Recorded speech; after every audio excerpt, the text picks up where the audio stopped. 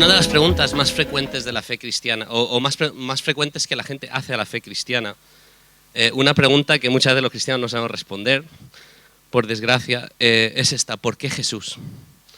¿Por qué Jesús? ¿No? Mucha gente dice, hombre, yo entiendo que Jesús fuera un buen hombre, es un buen maestro, hizo cosas buenas, es bueno imitarle quizás, pero de ahí hacerle el centro de atención, de ahí hacerle el centro de una religión entera que encima lo hace exclusivo para otras cosas, no, es difícil entenderlo, ¿no? De ahí adorarle a este hombre, no entiendo por qué Jesús. Entonces estas semanas, sabéis que hemos empezado una serie, Rebeca lo empezó la semana pasada, que se llama Cautivados por Jesús. Y qué mejor serie en la que presentar esta pregunta: ¿por qué Jesús? ¿Por qué nos tenemos que cautivar por Jesús y no por otra persona o por otra cosa o por un concepto, ¿no? Por lo que fuere. Entonces nos vamos a meter en el libro de Juan y esta es la introduccción de Juan. Y vamos a ir leyéndolo, vamos a ir predicándolo y en los devocionales también lo vais a leer. Os vais a hartar de Juan. No, espero que no, es un buen libro. Pero entonces esta mañana lo que hemos leído antes es el prólogo de Juan, es como una introducción al libro. Y como algunos sabéis, Juan es un evangelio un poco diferente que los otros tres. Sabéis que hay 4 evangelios. Juan es el más tardío y algo que está haciendo Juan es de alguna forma resumiendo lo de Jesús, intentando explicarlo en conceptos teológicos más adaptados a la gente alrededor que él tenía, que muchos eran griegos.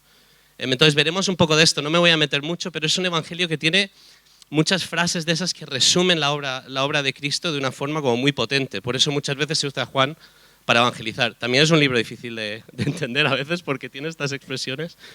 Pero Juan empieza con una introducción y lo que está haciendo es lo que hace cualquier buen autor cuando llega como a la mitad de su libro, que para un momento, recapitula de todo lo que ha pasado hasta ahora e introduce o presenta un nuevo personaje, ¿no? Es como el tráiler de una película o algo que está diciendo, ahora viene un nuevo personaje y lo vais a flipar con este personaje. Lo va a volver loco. Entonces Juan lo que está haciendo es está presentando al personaje del que va a hablar, el personaje que va a tomar el escenario central de lo que es la Biblia, que es la historia de Dios con los hombres o con la humanidad. Y por un momento en esta introducción cava debajo de la superficie y nos deja ver qué hay detrás de este hombre que vamos a ver durante los siguientes capítulos. Nos va a ayudar a entender quién es, por qué es clave, cómo afecta la historia, cómo afecta nuestra historia. Nos da de alguna forma una visión del final. ¿Sabéis? En algunas películas que dan un poco la visión del final para que sepas por qué es importante lo que te van a contar ahora. Eso es lo que está haciendo Juan aquí. Está intentando hacernos ver por qué escribo esto, por qué he dado mi vida por este hombre. ¿Por qué dejo que me persigan por esto? Sabéis que Juan murió seguramente exiliado en una isla, no, a lo mejor no murió ahí, pero fue exiliado, fue torturado, murió martirizado como todos los apóstoles. Y está diciendo aquí, por esto creo en Jesús. ¿Por qué Jesús? Entonces esta mañana vamos a ver 3 razones que él presenta aquí. 3 razones por las que Jesús es clave para la historia de la humanidad y para tu vida. 3 razones que llevarte a casa para ir cautivándote con Jesús o explorar a Jesús. Si quizás no eres creyente aquí esta mañana, no crees en Jesús, pues mira, te vamos a dar 3 razones para que te interese. Es lo que está haciendo Juan, está diciendo, dejadme deciros quién es este hombre para que leáis el resto del libro. ¿No? Juan dice a lo largo del libro, todo lo que he escrito es para que creáis en él, para que entendáis a Jesús y le sigáis. Por eso os cuento su vida, no porque es bonito, no porque me guste, no porque vaya a ser un bestseller. Os lo cuento porque ha cambiado vidas. Entonces vamos a ver esas 3 razones. Y empezamos por el principio. Jesús, lo primero que nos dice Juan sobre Jesús, sobre este personaje, todavía no sabemos qué es Jesús, de hecho, es que es la explicación perfecta de Dios. El personaje que va a introducir es la explicación perfecta de Dios. Y para hacerlo, Juan, como decíamos, recapitula hasta el principio de la historia. ¿Os fijasteis cómo empieza este texto? Dice, en el principio existía el Verbo, y el Verbo estaba con Dios, y el Verbo era Dios. Él estaba en el principio con Dios, por si no os había quedado claro. Todas las cosas fueron hechas por medio de Él, y sin Él nada de lo que ha sido hecho fue hecho. En el principio, dice Juan. ¿Os suena algo este texto? Claro, los que están leyendo la Biblia dicen, hombre, claro, así empieza toda la historia. En el principio era Dios.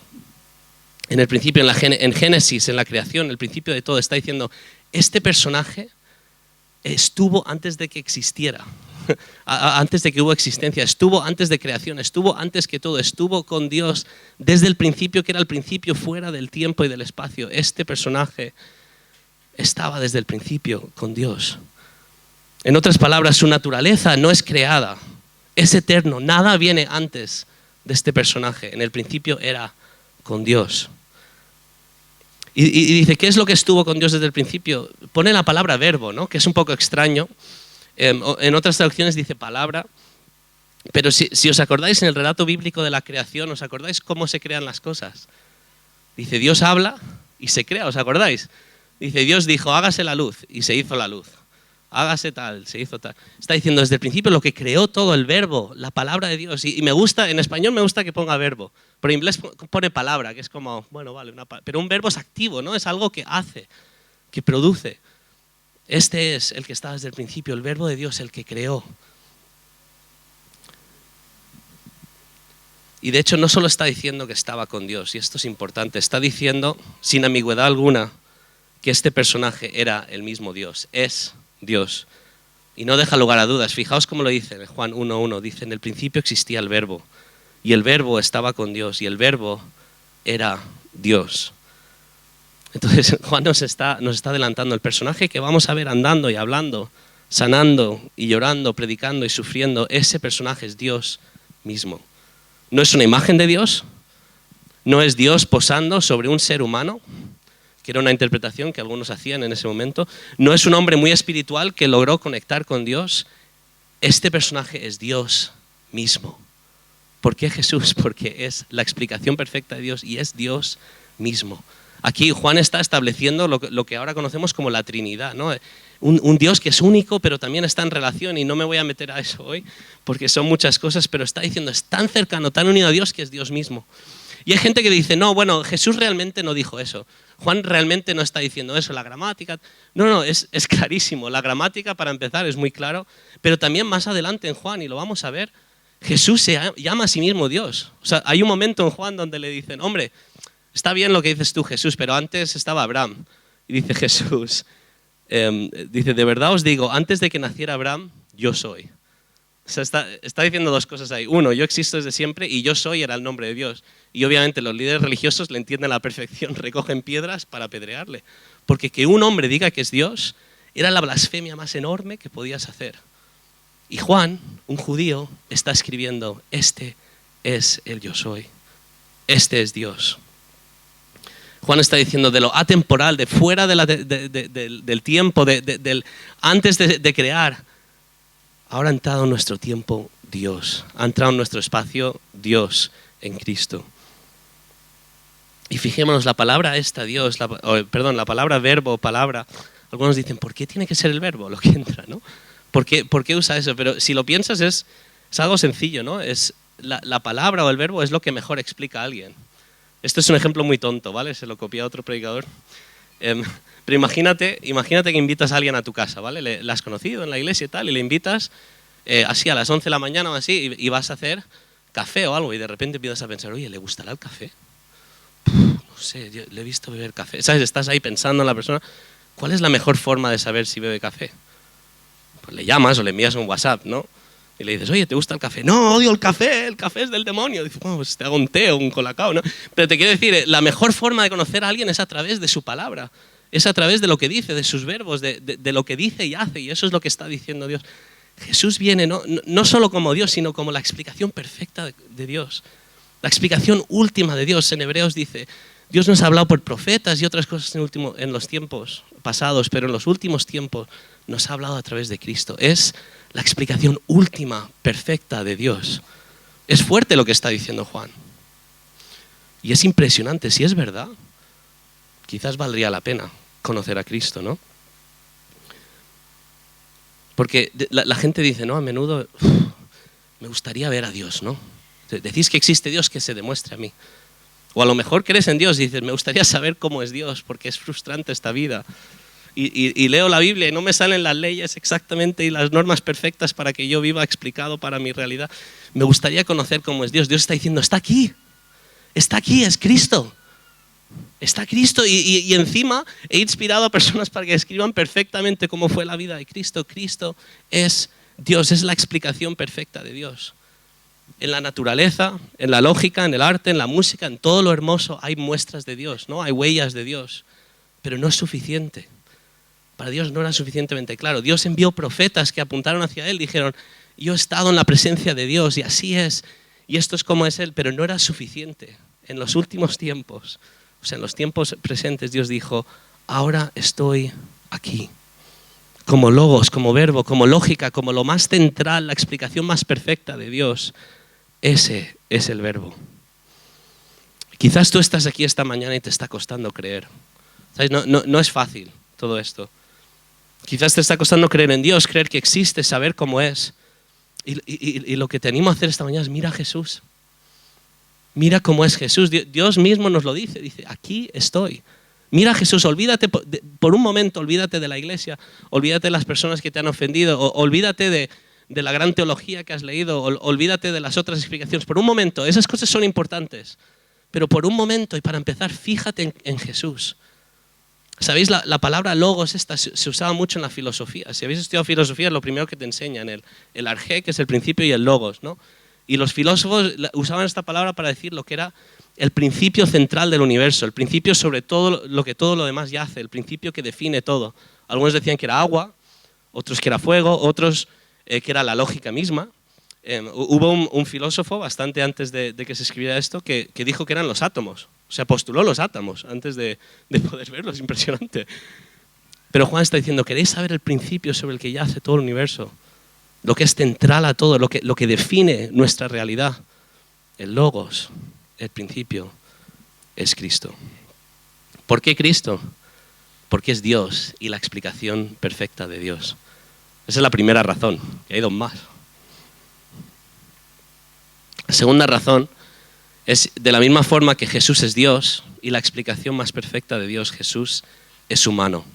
Y es la explicación más perfecta de la humanidad. Jesús es humano y es la explicación más perfecta de la humanidad.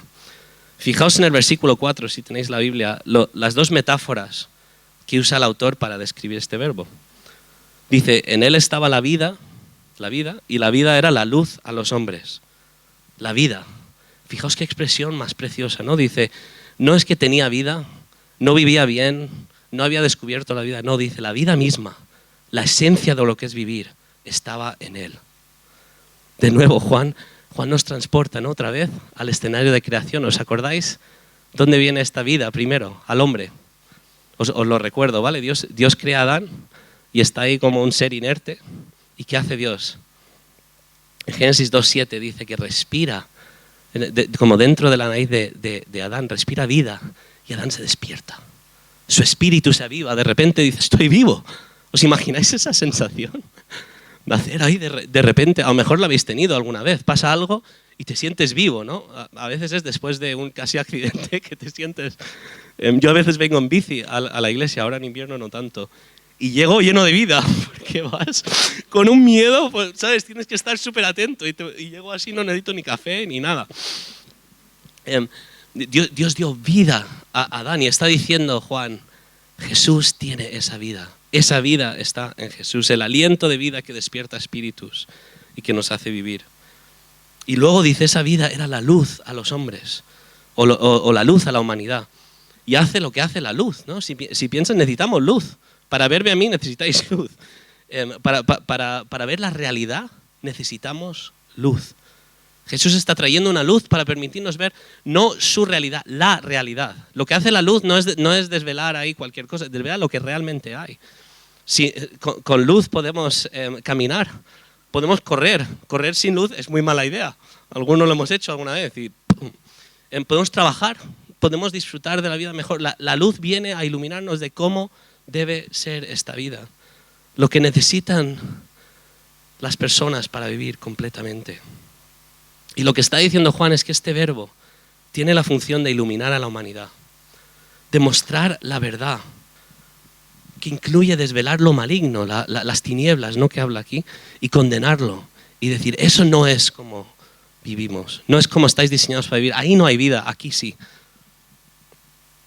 Y de nuevo, no solo dice que tenía la vida humana, igual que con Dios, ¿no? Jesús es la explicación de la humanidad, pero no solo porque tenía una explicación, sino porque se hizo humano. Mirad el versículo 14, otra vez de forma inambigua. Juan lo dice de la forma más clara posible. Dice, y el verbo se hizo carne y habitó entre nosotros. Sí, la palabra habitar ahí es puso una tienda para morar cerca nuestro. De la misma forma que Jesús era Dios para explicar a Dios a la humanidad, Jesús también fue hombre, completamente hombre, habitando a nuestro lado, sufriendo nuestro sufrimiento, trabajando, disfrutando, durmiendo. Dios bajó a estar con nosotros y en ello nos explicó nuestra propia humanidad, nos explicó nuestra condición.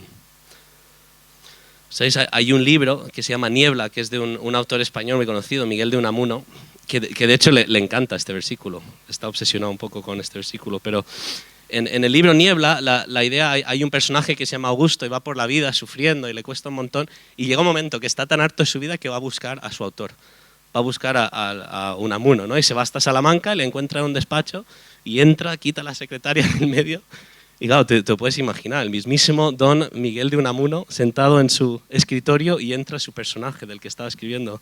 Y le pide explicaciones y dice, ¿qué vida más asquerosa me has dado, ¿no? Y ese es lo que está haciendo Unamuno, que es un filósofo existencial. Está explicando un deseo existencial nuestro, que es pedirle a Dios, ¿cómo funciona esto que me has dado? No lo entiendo. No entiendo cómo funciona, explícamelo. Y en este caso, pues Unamuno intenta medio explicarle, pero está más confundido Unamuno que el personaje. Y el personaje está diciendo, ayúdame a entender mi sufrimiento. Y ayúdame a ver esperanza más allá de esta vida. Y en el caso de Augusto no había, parece. Pero en la historia de Dios con la humanidad, Dios hace lo mismo, entra en la historia, pero no espera a que le encontremos en su despacho, en Salamanca. No espera a que lleguemos al cielo.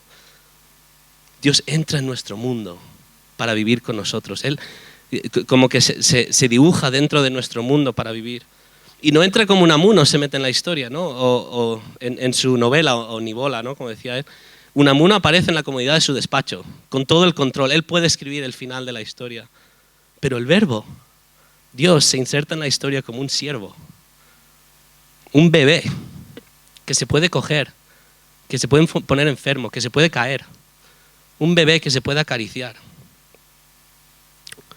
Entra con carne, entra con vulnerabilidad. Entra humano, teniendo que comer, teniendo que beber, teniendo que dormir y trabajar. Y trabajar duro además, porque no vino a una familia rica, vino a una familia pobre, donde tuvo que buscarse la vida trabajando y servir a su familia. Vino a un pueblo que estaba colonizado por uno de los imperios más destructivos de toda la humanidad. Vino a un estado policial, básicamente, donde les tenían vigilados lo que comían, lo que vivían, donde crucificaban a gente en la entrada del pueblo para recordarles quién estaba en control. Jesús entró sometido a eso. Es bestial. Decimos que Dios no entiende mi sufrimiento. Es que a lo mejor tú no entiendes el sufrimiento de Dios cuando vino aquí. Dios se hizo carne y habitó entre nosotros. Y no habitó entre lo más fácil, sino que dice el texto que habitó entre las tinieblas. Pero aún ahí, en lo oscuro, en lo más difícil, en el sufrimiento, es donde más brilló Jesús. Fijaos cómo termina el versículo 14, dice, y el verbo se hizo carne y habitó entre nosotros y vimos su gloria. Gloria como el unigénito del Padre, que significa el único del Padre, no el creado. Lleno de gracia y lleno de verdad. En medio de un mundo con muchas tinieblas, con muchos problemas, y entre los humanos sufriendo con ellos, Jesús brilló lleno de gracia y verdad. Y a lo largo del libro de Juan vamos a ver algo de esto, pero Juan nos va a mostrar ejemplo tras ejemplo cómo Jesús fue el humano más perfecto, el que brillaba más y exponía a la oscuridad. Por ejemplo, ¿no? En contraste a los líderes corruptos de su día, Jesús huye de los momentos donde le intentan coronar. Lava los pies a sus discípulos. Muestra un contraste, ¿no? En contraste a los líderes religiosos que explotaban a la gente para su propia ganancia, Jesús tiene compasión de las personas y sobre todo de los que no tienen nada que traer. Y les afirma y les ama. En medio de una situación de falta de recursos, Jesús alimenta a las personas y lo hace con lo que ellos traen. Honra lo que la gente trae para darles más. En medio de pleitos y falta de perdón, Jesús muestra cómo perdonar incluso desde la cruz. En medio del racismo y el rechazo a las minorías, Jesús abrió su salvación a todo el mundo. En medio del sexismo de esa era y del nuestro, Dios no usó a un hombre sino a una mujer para que naciera el Salvador del mundo. ¿Sabéis que en Juan a la primera persona que revela su identidad es a una mujer? Y Jesús rompe con todos los estereotipos, con todas las convenciones culturales y dice, esto es ser humano y no lo que habéis hecho vosotros. ¿Por qué Jesús? Dice Juan, porque es la explicación perfecta de Dios y es la explicación perfecta de la humanidad. Solo en Jesús encontramos esa combinación tan perfecta de lo divino y lo humano, lo espiritual y lo mundano. Y lo más fuerte es que nos afecta directamente, ¿no? Porque no solo Jesús responde a nuestros deseos más existenciales, que son conocer a Dios y conocernos a nosotros mismos y cómo funciona el mundo. En esto se resume, esto es lo que decía Kant, es lo único que no puede solucionar la filosofía. ¡Pum! Se cargó la historia de la filosofía, porque es lo único que nos importa. Es ¿por qué? ¿Por qué estamos aquí?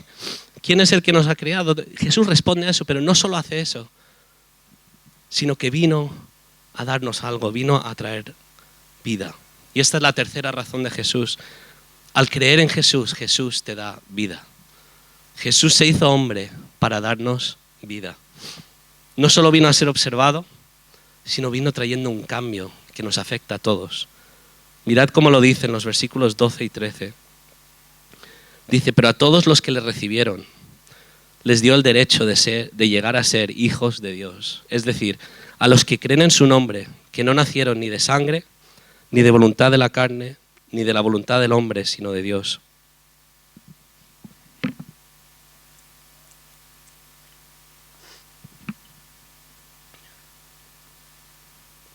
Perdonad. Dice, los que le reciben a Jesús no solo viven mejor, sino que Él les da vida. Y una vida en relación con el Padre. Como Él tenía, ¿no? Esta relación de la Trinidad que no acabamos de entender porque es una unidad tan profunda que los humanos no entendemos. No hemos conocido esa unidad y Jesús dice, si crees en mí, te invito a mi familia. No puedes entrar por tu voluntad.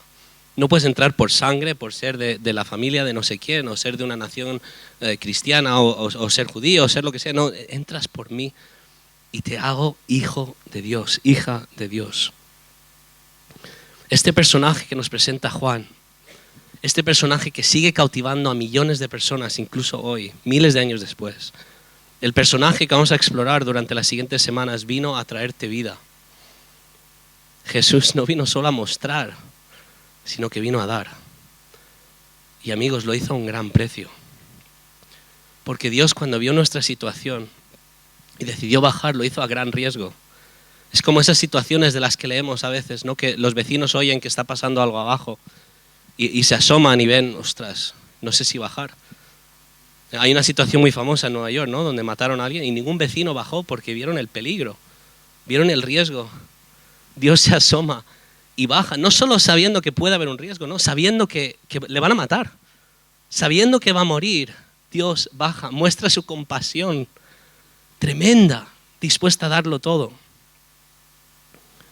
Lo que nos está anticipando Juan es cómo Jesús vino no solo a vivir entre nosotros, sino también a morir. Porque sabía que para que nosotros tuviésemos vida había que pagar el precio. Alguien tenía que vivir la vida perfecta que tú y yo no podemos vivir. Y alguien tuvo que morir la muerte a la que nos llevaba nuestra postura alejada de Dios. Y lo hizo por ti. Dio su vida para que tú tuvieras vida. Y esto es una realidad difícil de explicar, lo vamos a ver más durante Juan. Pero lo que te quiero retar esta mañana es a mirar a Jesús, porque si es verdad esto de Él, vale la pena seguirle. Si eres creyente, si es verdad esto de Jesús, vale la pena conocerle más. Vale la pena dejarte cautivar por este Jesús, que no solo es la explicación de Dios y la explicación de la humanidad, sino que es el único capaz de venir y darte vida. Vamos a ver en Juan, hay un versículo donde empieza a abandonar los discípulos y Juan mira a los que le quedan cerca y dicen, ¿y vosotros también os vais a ir? ¿Y os acordáis lo que le dice Pedro?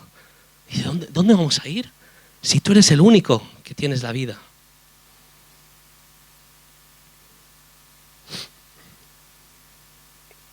Y lo que está diciendo Juan es, yo os voy a mostrar quién es este Jesús, os voy a explicar quién fue porque yo viví con Él, andé con Él. Y lo hago porque quiero que creáis en Él. Lo dice al final de su libro, y este es el propósito del libro, el propósito por el que predicamos. El propósito incluso del devocional, del ayuno y del devocional.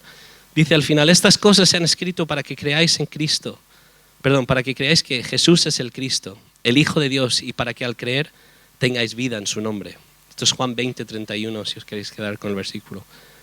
Para que al creer tengáis vida en su nombre. ¿Sabéis? El cristianismo no es una religión que te obliga a creer antes de pensar, que te obliga a creer antes de conocer a Dios. Juan está diciendo justamente que lo que quiere es que leas, es que conozcas a este Cristo, es que pienses en Él y pienses en sus palabras y pienses en sus acciones y digas, me está convenciendo de que es Dios. Está diciendo, busca el Espíritu, busca que Dios se te revele, porque si es verdad, estar activo. Juan pensó que valía la pena seguir a este Cristo después de conocerle y andar con Él. Y dio su vida por ello. Yo también pienso que vale la pena seguir a Cristo. Vale la pena darlo todo por Él. Pero el tema que hay aquí es que hay una decisión a ambos lados. Porque si es verdad que vino Dios de una forma nueva a la tierra, a cubrir su presencia como los mares, como las aguas cubren el mar, como decía uno. Si es verdad, eso ha cambiado las condiciones y ahora nos quedan dos opciones. Y es lo que dice Juan, ¿no? Dice, vino las tinieblas y las tinieblas le rechazaron. Vino a los suyos y le rechazaron, pero los que creen en Él. Hay dos opciones. Por un lado puedes rechazar a Cristo. Y rechazar a Cristo, puedes admirarle y rechazarle. De verdad, puedes pensar que Cristo era uno de los mejores hombres que vivió. Nietzsche pensaba eso. Nietzsche admiraba muchísimo a Jesús. Pero puedes admirarle y no recibirle, y no creer en Él, y no decir, vale, voy a comprometer mi vida a ti. Y lo que dice es, pues te quedarás donde estás, las tinieblas, sin vida. O puedes creer en Él. Y creer en Él lo definió alguien como creer que algo es verdad, pero también creer lo que dice esa persona. No es una creencia así como, bueno, pues pongo una estatuilla en mi casa. No, es realmente dedicar tiempo a esta persona para creer lo que dice. Y si quieres hacer eso, dice Jesús que te da vida. Entonces hoy te quiero animar, ¿no? Si no crees, considera a Cristo. Si no crees en Él o a lo mejor te has apartado, a lo mejor dices, es que no sé si este tío vale la pena, considera a Cristo. Considera al que es Dios y la explicación perfecta de Dios. Considera al que fue hombre y la explicación perfecta de la humanidad y el que te ofrece la vida hoy. Y si no sabes cómo hacer eso, pues primero lee la Biblia, léete Juan, bastante sencillo. Busca a alguien que lleve más años en Cristo y trata con esa persona, pregúntale. Ven a orar con nosotros esta mañana, haz el ayuno si quieres. Pero búscale, piensa. No dejes que esta decisión la tomen otros por ti, la tome una sociedad que está rechazando. Piénsalo tú. Tu vida depende de ello. Y a lo mejor crees en Cristo. Te animo a ir más profundamente durante estas semanas. Búscale. Dile, Dios, revélate a mí. Esta mañana estaba orando diciendo, Jesús, te necesito tanto. No me has atraído suficiente porque constantemente voy buscando otros deseos. Y son deseos que no satisfacen. Quiero desearte a ti. Y no es una forma rara de decir las cosas. Un deseo es algo que te tira, que vas en esa dirección. Busca a Cristo y cuando le ves, tu vida cambia. Y quizás esta mañana estés desanimado. Dices, mira, Kenny, he buscado a Cristo. Le he preguntado y sabes que me siento totalmente abandonado por Dios. Mira mi vida, mira lo que me ha pasado. Mira el hoyo. Leí un salmo esta mañana que decía, mi vida parece que se ha acabado un hoyo y se ha acabado mi vida. O mejor te sientes así. Pues Cristo te entiende. A Cristo le abandonaron sus amigos, su familia, incluso le abandonó Dios. ¿Os acordáis en la cruz que dice, Dios mío, ¿por qué me has abandonado? Cristo te entiende, búscale. Y está en comunión con Él. ¿Por qué Jesús? Porque es la respuesta de todos nuestros anhelos, amigos. Por eso Jesús. Entonces, ¿sabéis que al principio dije que esta pregunta es la que hacen muchos al cristianismo? Y es verdad, muchos preguntan ¿por qué Cristo? Pero la realidad es que mucha gente se queda en preguntas anteriores. Se quedan en preguntas como ¿por qué esta gente? Todos nos hemos hecho esta pregunta al venir a la iglesia. ¿Por qué tengo que estar con esta gente? ¿Por qué la hipocresía de la iglesia? Y tengo yo que obedecer a la iglesia. ¿Por qué la religión organizada que ha hecho tanto daño en el mundo? ¿Por qué gente que ha hecho daño a mis familiares? Y estas preguntas son importantes. Y son cosas con las que hay que tratar y la iglesia tiene que pensarlo. A lo mejor piensas, ¿por qué un cristianismo moderno que parece una empresa occidental que anula todas las culturas? Hay preguntas serias sobre la iglesia que hay que tocar, pero te animo. Esta mañana, si estás pensando esas cosas, son importantes estas preguntas y sería importante hablarlas. Busca a alguien con quien hablar. Pero empieza un poco antes y busca a Cristo y pregúntate, ¿por qué Cristo? O mejor, ¿por qué no? ¿por qué no Cristo? Si es verdad que Dios, que es Dios, que es hombre, que murió por ti y que al tercer día resucitó mostrando su poder sobre la muerte, el peor enemigo de la humanidad, mostrando su poder para darnos vida hoy. Si es verdad todo eso, ¿por qué no le seguiríamos? Vamos a orar. Señor, revélanos a Cristo. Muéstranos, por favor, Señor, dónde está la esperanza en Él. Y deja que Él nos cautive. Señor, no te pido que nos hagas no pensar, sino que te pido que nos des claridad a las mentes para ver cuál es la pregunta central para nuestra vida, para nuestra existencia, para nuestra eternidad. Muéstranos cómo nos hemos desviado y enderézanos, Señor, para depender en la vida de tu Hijo. Gracias por tu salvación y gracias por enviarle.